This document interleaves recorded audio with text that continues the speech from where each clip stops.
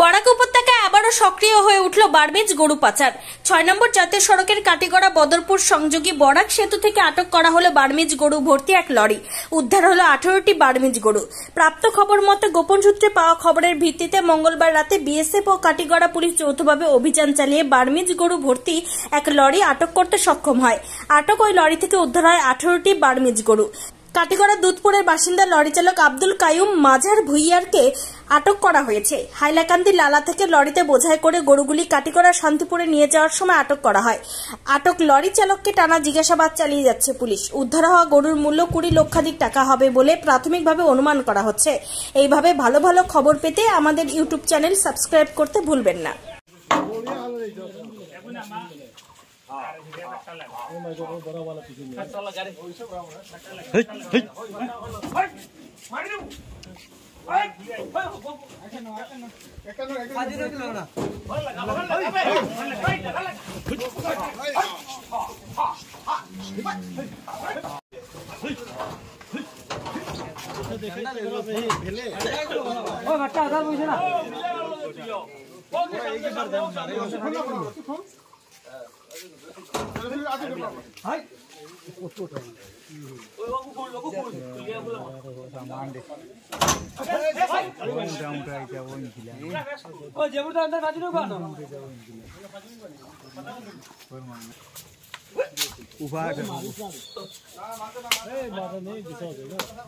গুছা মাৰি দিব।